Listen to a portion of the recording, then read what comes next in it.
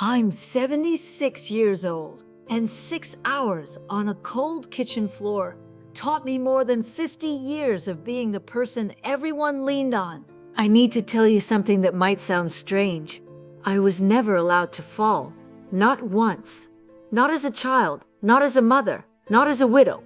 I was the one who held things together, the one who didn't cry at funerals, the one who made the phone calls nobody else could make. And I was proud of that.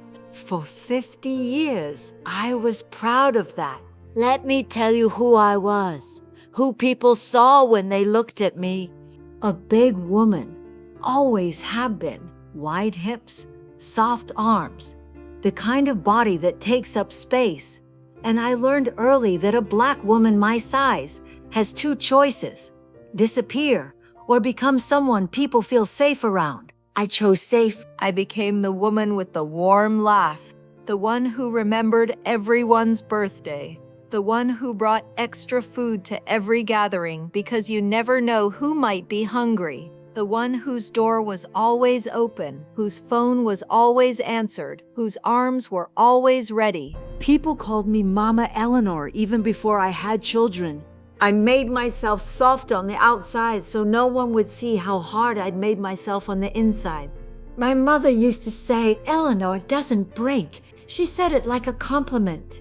I was 7 years old and I'd fallen off my bike, blood running down my knee, and I didn't cry. She told the neighbors. She told everyone at church, "That girl is built different. Eleanor doesn't break." So I didn't. In our family, there was no room for weakness. My mother worked 2 jobs. My grandmother raised 6 children alone after my grandfather left. The women in my family carried things. That's what we did. We carried and never set anything down. Crying was a luxury. Falling apart was something other people could afford, not us. When my father died, I was 19. My mother collapsed. My younger sister couldn't get out of bed for a week. Someone had to arrange the funeral. Someone had to talk to the bank, the lawyers, the relatives. That someone was me. I made the calls. I signed the papers. I cooked for 30 people after the service. I stood at the door with a smile, thanking everyone for coming, making sure they had plates. My mother sat in the back room staring at nothing. My sister cried on my shoulder. I didn't cry until 3 months later, alone, in my car, parked behind a grocery store where no one could see me. That became the pattern. People loved me. I need you to understand that. I wasn't cold. I wasn't distant. I was the opposite. I was the friend who showed up with soup when you were sick, the neighbor who watched your kids without being asked, the coworker who remembered that your mother was having surgery. I remembered everything about everyone. I made people feel seen. But here's what I've realized. I made sure everyone felt seen except me. I was so busy being warm for others that I never let anyone get warm enough to really know me. They knew my smile. They knew my laugh. They knew I'd be there. They didn't know I was tired. They didn't know I was scared. They didn't know it sometimes. Late at night, I wondered if anyone would notice if I just stopped. Stop calling. Stop showing up. Stop being the strong one. I never tested it. I was too afraid of the answer. I married Richard when I was 24. Good man, quiet. A tall, skinny man who looked at me like I was the most beautiful thing he'd ever seen. He worked hard, loved our children, never raised his voice. But Richard wasn't strong. Not in the way I was strong. When things got hard, he looked at me. When decisions needed to be made, he waited for me to make them. I didn't resent him for it. I thought that's just how it was. Some people lean, some people get leaned on. I was the second kind. Richard used to say, "I don't know what I'd do without you, Ellie." He said it with love, but every time he said it, I felt something tighten in my chest. Because what I heard was, "Don't you dare fall apart. I need you standing." So I kept standing. We had 3 children, Marcus, Angela, and David. And from the beginning, I was the center, the sun they orbited around. Nightmares at 3 a.m., they came to me. Broken hearts at 16, they came to me. Failed exams, lost jobs, bad relationships. Call Mom. Mom will know what to do. And I always did. I always had an answer.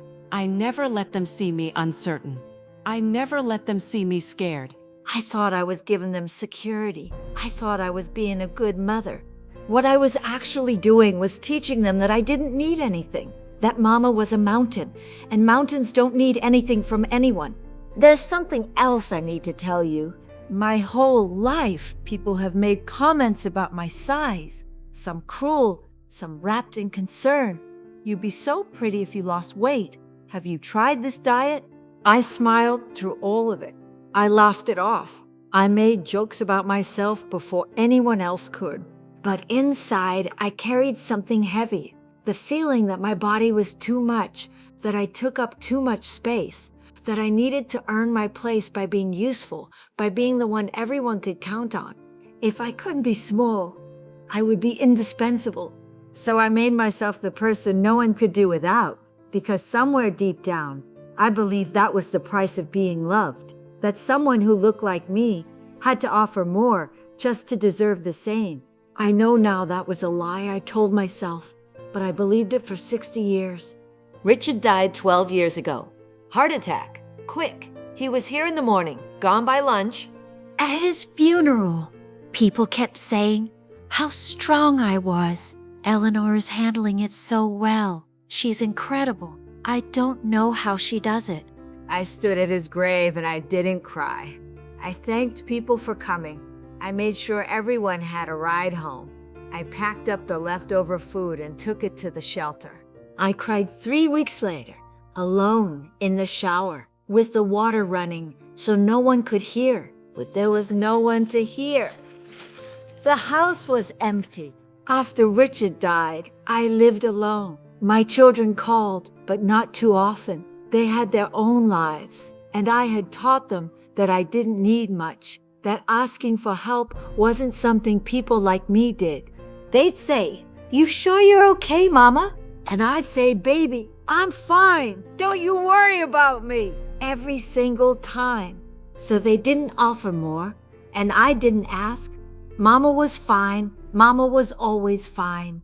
I played cards with ladies from church on Thursdays. I brought meals to sick neighbors. I volunteered at the food bank. I kept myself busy, kept myself useful. But at night, I came home to a quiet house, made dinner for one, watched television until I fell asleep in my chair. And I told myself this was enough. 2 years ago, I fell. It was a Tuesday morning, early spring. I was reaching for a serving bowl on the top shelf, the big one I use for potato salad at church gatherings. I lost my balance. My hip hit the corner of the counter, then the floor. The pain was immediate, sharp. I knew before I even tried to move that something was broken. My phone was on the kitchen table, maybe 8 feet away. It might as well have been 8 miles. I tried to pull myself toward it. My arms have always been strong. I thought I could drag myself across the floor. I couldn't. Every movement sent pain shooting through my body. The kind of pain that makes you see white. The kind that takes your breath and doesn't give it back. So I stopped and I lay there. The kitchen floor was cold, linoleum I picked out 20 years ago. I remember staring at the underside of my table, at the dust I'd never noticed, at a dried piece of onion skin that must have fallen when I was cooking. I remember the refrigerator humming, the clock ticking, a car passing outside. I remember thinking, I should call someone. And then I remember thinking, who? My daughter Angela was at work, always busy, always stressed. I didn't want to bother her. Marcus was in Atlanta. David was in Chicago. What could they do from there except panic? My neighbor across the street, we waved at each other, but I didn't have her number. We'd lived across from each other for 15 years, and I'd never thought to ask. I could call 911. That's what a reasonable person would do. But I kept thinking about the ambulance, the sirens, the paramedics seeing me on the floor, the neighbors coming out to look, everyone knowing that Eleanor fell, that Eleanor couldn't get up, that Eleanor wasn't strong anymore. I didn't want to be a burden. I didn't want to be the one people had to take care of. So I waited. I told myself the pain would ease. I told myself I could handle it. I told myself I'd been through worse. 6 hours. I lay on that floor for 6 hours. I watched the light change through my kitchen window, morning light to midday light. I listened to the mailman come and go. I heard children walking home from school, laughing about something. Life happening just outside my door, and me on the floor, too proud to call for help. Somewhere around hour 4, I started to pray, not for rescue, for forgiveness.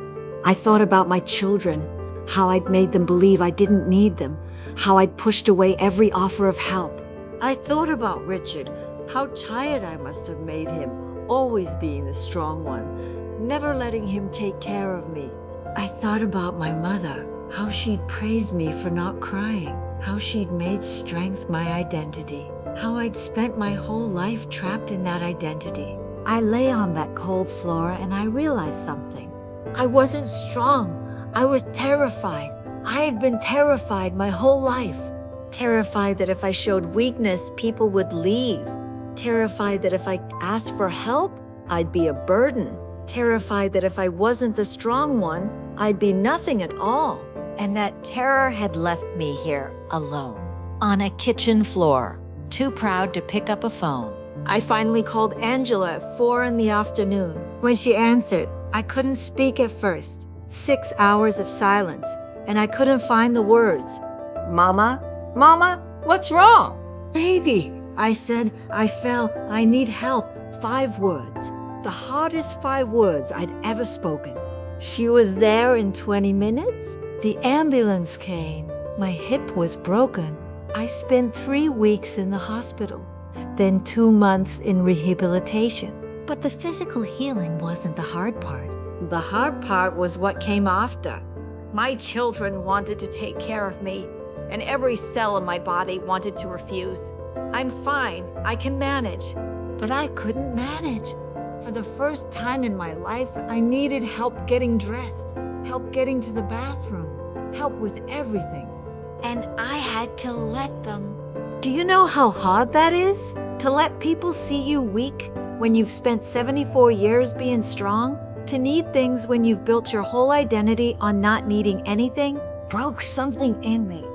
Maybe it was something that needed to break. Angela moved in with me for 3 months. She cooked for me. The woman I'd fed for 40 years was now feeding me. The first time she brought me breakfast in bed, I cried. Not because I was grateful, because I was ashamed. She sat on the edge of my bed and said, Mama, why didn't you ever let us do this for you? I didn't have an answer, or I had too many answers, and none of them made sense. I didn't want to be a burden, I finally said. She looked at me with something I'd never seen in her eyes before. Not pity, sadness. Mama, she said, you taught us that loving someone means taking care of them, but you never let us love you back. I'm 76 years old now. My hip healed mostly. I walk with a cane. I move slower than I used to. But something else healed too, something that had been broken for much longer than my hip. I let people help me now. Not always. It's still hard. I still feel that voice inside saying you're being a burden, you're being weak. But I let them anyway. My neighbor across the street, her name is Dorothy. I know that now. We have coffee on Sunday mornings. She checks on me, and sometimes I let her. My children call more often, and when they ask if I need anything, sometimes I say yes. Last month, I told Angela I was lonely. Just said it out loud. Baby, I get lonely sometimes. She drove 2 hours to spend the weekend with me, not because I was sick, just because I said I needed her. That's new for me, saying what I need. Here's what I want you to understand. Being strong isn't what I thought it was. I thought strong meant never falling, never crying, never needing. But that's not strength. That's armor. And armor gets heavy. And eventually you collapse under the weight of it. Real strength is something different. It's being brave enough to say, I'm not okay. It's trusting people enough to let them help you. It's loving yourself enough to believe you deserve care. Not because you earned it, but just because you exist. I spent 50 years being the strong one, and all it got me was 6 hours on a cold floor, too proud to call for help. I think about the women in my family, my mother, my grandmother, all those women who carried and never set anything down. I used to think they were heroes. Now I think they were tired, so tired, and nobody ever told them they were allowed to rest. I'm telling you now, you're allowed to rest. You're allowed to need things. You're allowed to be something other than strong. The people who love you, they don't love you because you're useful. They don't love you because you never fall. They love you because you're useful. And they want to take care of you sometimes. Let them. If you're the strong one in your family, in your friendships, in your marriage, I need you to hear this. It's not your job to hold everything together. It's not your job to never need anything. It's not your job to perform strength for everyone else's comfort. You are allowed to fall. You are allowed to ask for help. You are allowed to be human. And if no one has ever told you that, I'm telling you now, an old woman who learned it too late, lying on a cold kitchen floor. Don't wait for your floor. Don't wait until you can't get up. Let someone help you while you're still standing. I'm 76 years old. I spent 50 years being the strong one. These last 2 years, I've been learning how to be something else. Soft, maybe. Honest. Human. It's harder than being strong in some ways and easier in others. I don't have all the answers anymore. I don't pretend to. But I have people now. People who know I need them. People I let in. That's enough? That's more than enough. The bowl I was reaching for that morning, the big one for potato salad, it's still on the top shelf. I could ask someone to get it down for me. I haven't yet, but I'm thinking about it.